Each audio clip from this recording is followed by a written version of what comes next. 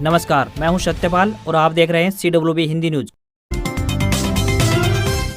शक संवत 1946 विक्रम संवत 2081 आज वैशाख मास के कृष्ण पक्ष की एकादशी तिथि और दिन शनिवार है। तदनुसार अंग्रेजी तारीख 4 मई सन 2024। सबसे पहले आज के मुख्य समाचार। कुरुक्षेत्र यूनिवर्सिटी ने जारी की परीक्षाओं की डेटशीट। 5 जून से शुरू होंगे एग्जाम। हरियाणा में कांग्रेस उम्मीदवार को जमानत। भगोड़े केस में कोर्ट में सरेंडर करना पड़ा। बुद्धि राजा बोले खट्टर के 9.5 साल का कच्चा चिट्ठा खोलूंगा। भारतीय सेना में आई रिमाउंड वेटनरी कॉर्प्स के पदों पर भर्ती, बताएंगे पूरी अपडेट। CBSE board update. 10वीं और 12वीं के विद्यार्थियों को रिजल्ट के लिए करना होगा अभी और इंतजार। इस दिन घोषित होंगे नतीजे। भूपेंद्र हुड्डा का किरण चौधरी करण दलाल को जवाब। बोले टिकट का फैसला मेरा नहीं पार्टी का। तो वहीं वीरेंद्र व ब्रजेंद्र पर बोले कोई बन जाओ सीएम दावेदार। अब घर से ही बुक करें जनरल और प्लेटफॉर्म टिकट। 2 मिनट में पूरी होगी सारी प्रक्रिया। हरियाणा में मां बाप को मतदान केंद्र तक लाने वाले बच्चों को मिलेगा इनाम। यहां अपलोड करनी होगी सेल्फी। हरियाणा में खाटू श्याम धाम जाने वाले श्रद्धालुओं के लिए एक अच्छी खबर। स्पेशल ट्रेन संचालित करने का लिया अहम फैसला। हिसार के इन गांवों में बीजेपी प्रत्याशी रणजीत चौटाला का जबरदस्त विरोध। बिना भाषण दिए लौटना पड़ा वापस। दुष्यंत चौटाला बोले मैदान में उतरे बीजेपी आप व INLD के प्रत्याशियों का कुरुक्षेत्र से कोई नहीं है नाता। कांग्रेस प्रत्याशी राव दान सिंह ने भरा नामांकन। भूपेंद्र हुड्डा ने कहा बीजेपी साउथ में साफ तो नॉर्थ में हाफ। हिसार की अनाज मंडियों में गेहूं सरसों का उठान नहीं। बजरंग दास गर्ग बोले किसानों को नहीं मिल रही पेमेंट। आड़तियों में रोष। इंडिया गठबंधन को समर्थन देगा पंथक अकाली दल। कोर कमेटी की बैठक के बाद अध्यक्ष जगदीश झिंडा ने किया ऐलान। और 5 बार की चैंपियन मुंबई इंडियंस IPL 2024 के प्लेऑफ रेस से बाहर हो गई है। कोलकाता ने वानखेड़े मैदान पर मुंबई इंडियंस को 24 रन से हराया। और अब खबरें विस्तार से।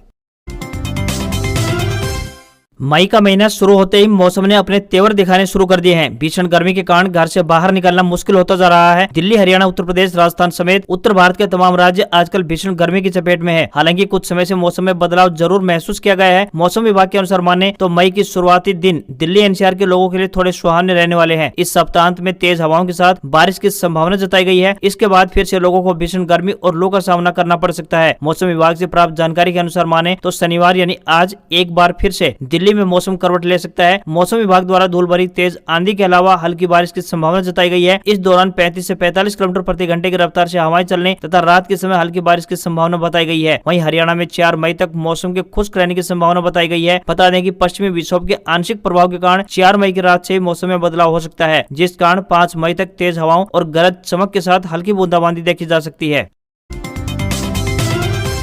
भारतीय सेना ने रिमाउंड वेटनरी कोर 2024 के लिए अधिसूचना जारी की है। यह बैचलर ऑफ वेटनरी साइंस और AAH में स्नातक वाले पुरुष या महिला उम्मीदवारों के लिए एक स्पेशल एंट्री है। जो भी उम्मीदवार इन पदों के लिए इच्छुक हैं वह अपने आवेदन भेज सकते हैं। रिमाउंड एंड वेटनरी कोर भारतीय सेना की एक प्रशासनिक और परिचालन शाखा है और इसकी सबसे पुरानी संरचनाओं में से एक है। ITA सेना में उपयोग होने वाले सभी जानवरों के प्रजनन, पालन पोषण और प्रशिक्षण के लिए जिम्मेदार है। आवेदन करने की अंतिम तिथि 20 मई 2024 है। एजुकेशन क्वालिफिकेशन के लिए ऑफिशियल नोटिफिकेशन कर सकते हैं। किसी भी वर्ग के उम्मीदवारों को इन पदों पर आवेदन करने के लिए कोई भी आवेदन शुल्क नहीं देना होगा। न्यूनतम आयु 21 वर्ष और अधिकतम आयु 32 वर्ष तय की गई है। उम्मीदवारों से विनम्र निवेदन है कि भर्ती के लिए आवेदन करने से पहले आधिकारिक विज्ञापन अवश्य देख लें।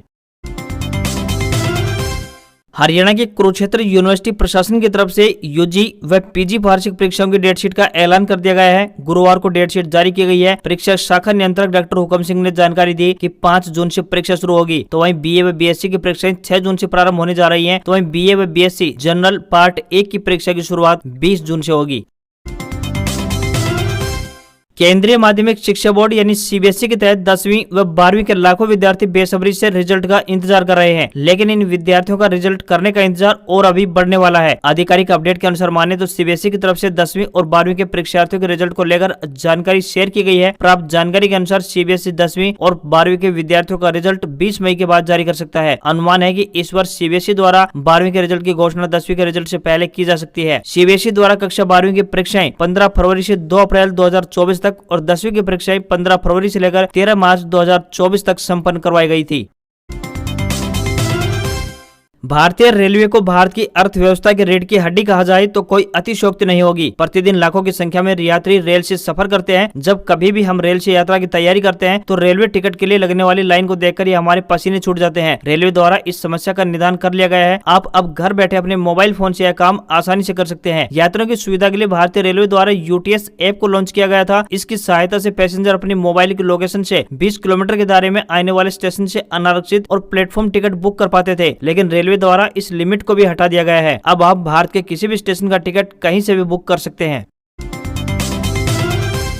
भारतीय रेलवे श्रद्धालुओं की सुविधा का ख्याल रखते हुए कई धार्मिक स्थलों के लिए समय समय पर स्पेशल ट्रेनों का संचालन करता रहता है। इसी कड़ी में ब्यास में आयोजित सत्संग के आयोजन को लेकर रेलवे ने अजमेर ब्यास अजमेर सत्संग स्पेशल ट्रेन संचालित करने का अहम फैसला लिया है। Train number 09641 Ajmer Beas special train 9 मई व 23 मई को अजमेर से शाम को 5:15 बजे रवाना होकर अगले दिन 12 बजे ब्यास पहुंचेगी। इसी तरह train number 09642 Beas Ajmer special train 12 मई व 26 मई को ब्यास से शाम को 2:15 बजे रवाना होकर अगले दिन 9:45 पर अजमेर पहुंचेगी। इस स्पेशल ट्रेन के संचालन से ब्यास सत्संग में पहुंचने वाले श्रद्धालुओं को काफी राहत पहुंचेगी और उनका सफर आसान होगा। हरियाणा में 25 मई को होने वाले लोकसभा चुनाव में मतदान प्रतिशत बढ़ाने को लेकर मुख्य निर्वाचन अधिकारी कार्यालय द्वारा एक नई पहल की शुरुआत की गई है, जिसमें स्कूली बच्चों को भी जोड़ा गया है और उन्हें नगद इनाम से पुरस्कृत किया जाएगा। इस पहल के तहत बच्चों द्वारा इस बार अपने अभिभावकों को मतदान करने के लिए प्रेरित किया जाएगा और मतदान के दिन वोट करने के बाद परिवार के मतदाताओं की अंगुली पर लगी नीली स्याही के साथ सेल्फी अपलोड करनी होगी। जिला स्तर पर ड्रा के माध्यम से प्रथम, द्वितीय व तृतीय विजेताओं को क्रमशः 10,000 रूपए, 5,000 रूपए और 2,500 रूपए का नगद इनाम दिया जाएगा। इस पहल के तहत जिले के जिस भी स्कूल के विद्यार्थी सबसे अधिक सेल्फी अपलोड करेंगे उस स्कूल को भी 25,000 रूपए का विशेष पुरस्कार दिया जाएगा। सेल्फी अपलोड करने के लिए www.ceoharyana.gov.in पोर्टल पर एक लिंक विकसित किया गया है, जो कि मतदान के दिन यानी 25 मई को खुलेगा। सुबह 7 बजे से मतदान के साथ ही सेल्फी अपलोड करने का लिंक स्कूली बच्चों के लिए खुल जाएगा और रात्रि 8 बजे तक सेल्फी अपलोड की जा सकेगी। मुख्य निर्वाचन अधिकारी अनुराग अग्रवाल ने कहा कि इस पहल का उद्देश्य न केवल इस बार मतदान प्रतिशत को बढ़ाना है, बल्कि स्कूली बच्चे जो कि भावी मतदाता बनेंगे उन्हें अभी से मतदान अधिकारों के प्रति सजग करना है। केंद्रीय अर्धसैनिक बलों के लाखों जवानों के लिए एक अच्छी खबर सामने आई है। केंद्र सरकार के इस फैसले से निश्चित तौर पर इन जवानों को बड़ी राहत पहुंचेगी। अगर किसी भी सैनिक के पास केंद्र सरकार स्वास्थ्य योजना यानी CGHS कार्ड है यानी वह लाभार्थी है, तो एक विशेष स्थिति में उसके परिजन भी स्वास्थ्य सेवा का लाभ उठा सकते हैं। वह जवान या लाभार्थी खुद ऐसी जगह पर पोस्टेड हो जहां CGHS की सुविधा नहीं है, उसका परिवार जिस स्थान पर रहता है यहाँ ये सुविधा है, तो ऐसे में जवान का परिवार इस स्वास्थ्य योजना का लाभ उठाने का हकदार होगा। यह सुविधा उस स्थिति में मिलेगी जब लाभार्थी ने तय समय पर अपना अंशदान जमा कराया होगा। स्वास्थ्य एवं परिवार कल्याण मंत्रालय ने पिछले दिनों केंद्र सरकार स्वास्थ्य योजना यानी CGHS के लाभार्थियों के आईडी को आयुष्मान भारत स्वास्थ्य खाता यानी ABHA से लिंक करने के आदेश जारी किया है। सभी लाभार्थियों को अब 30 जून से 120 दिन के भीतर CGHS और ABHA को लिंक करना होगा।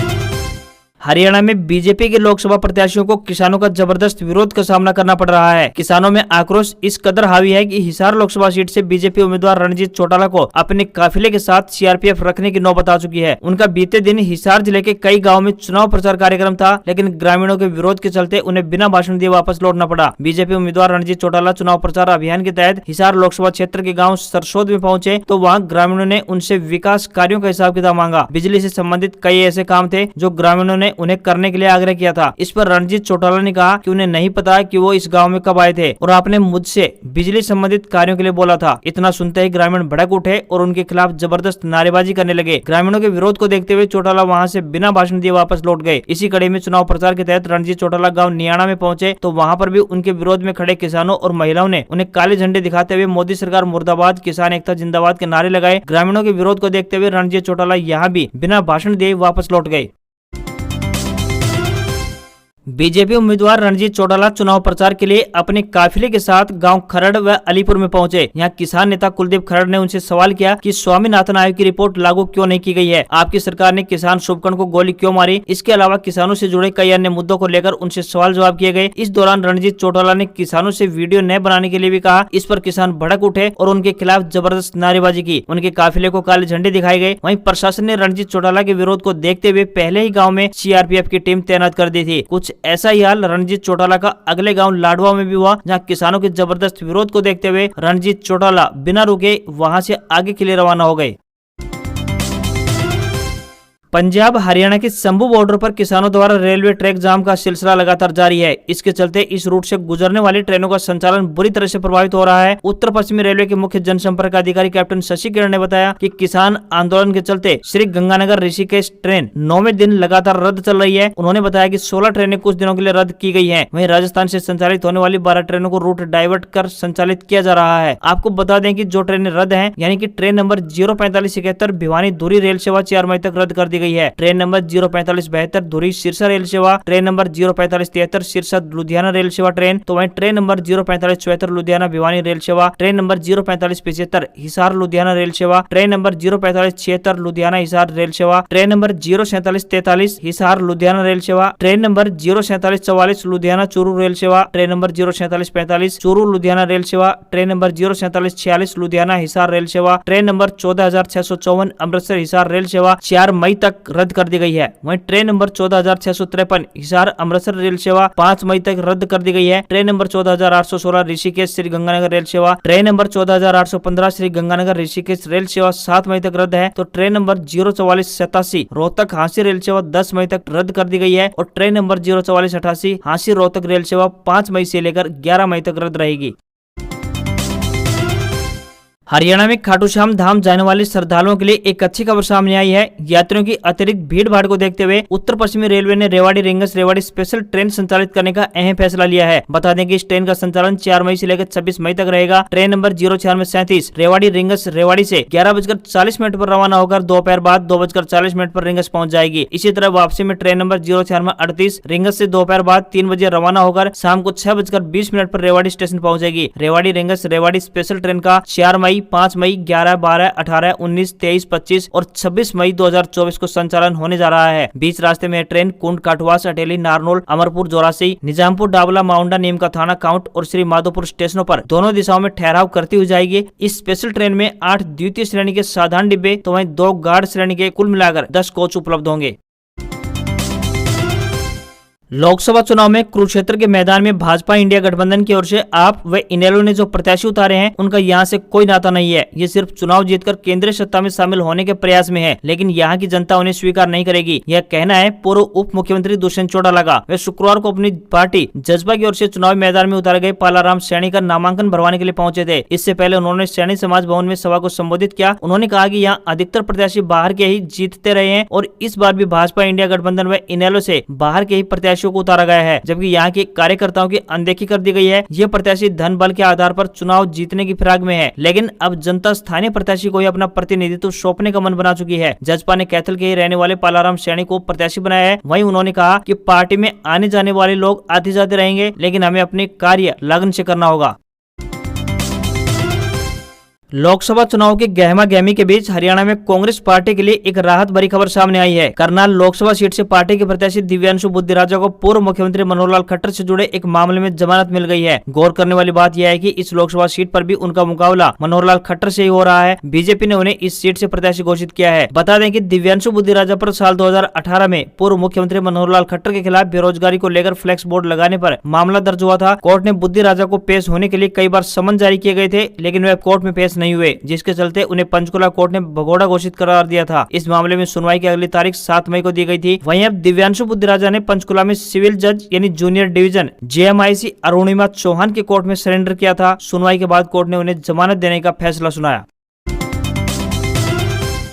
साउथ में साफ, नॉर्थ में हाफ और बीजेपी का गिर गया है ग्राफ। भिवानी महेंद्रगढ़ लोकसभा क्षेत्र से कांग्रेस प्रत्याशी राव दान सिंह के नामांकन के दौरान पूर्व मुख्यमंत्री चौधरी भूपेंद्र सिंह हुड्डा ने कही। उन्होंने कहा कि जो जन समर्थन मिल रहा है उससे लगता है कि राव दान सिंह भारी बहुमत से जीत दर्ज करेंगे। इससे पहले नारनौल के एक निजी फार्म हाउस पर जनसभा को संबोधित किया। इस दौरान उन्होंने कहा कि पहले एक ही नारा लगता था, जय जवान जय किसान और जय पहलवान। आज 10 साल में न जवान की पूछ है और न ही किसानों की कोई पूछ है। वहीं पहलवानों का हाल तो देख ही लिया। कांग्रेस पार्टी ने न्याय पत्र बनाया है, वह हर वर्ग को ध्यान में रखकर बनाया गया है। उन्होंने कहा कि अगर कांग्रेस की सरकार बनती है तो किसान को एमएसपी दी जाएगी। अगर कोई कम लागत में खरीद करेगा तो उसके खिलाफ कार्रवाई की जाएगी। यह चुनाव कोई लोकसभा के चुनाव नहीं है, यह 3 माह बाद होने वाले विधानसभा के चुनाव का भी फैसला करेगा। उन्होंने कहा कि राज्य में कांग्रेस की सरकार बनने पर बुजुर्गों को 6,000 रुपए दिए जाएंगे, तो वहीं किसानों को एमएसपी की गारंटी और कर्ज मुक्त किया जाएगा। वहीं महिलाओं को 500 रुपए तक गैस सिलेंडर देने की भी बात कही गई। एक अन्य खबर पर नजर डालें तो हफ्ते के आखिरी कारोबारी दिन निफ्टी सफेद रंग की गिरावट के साथ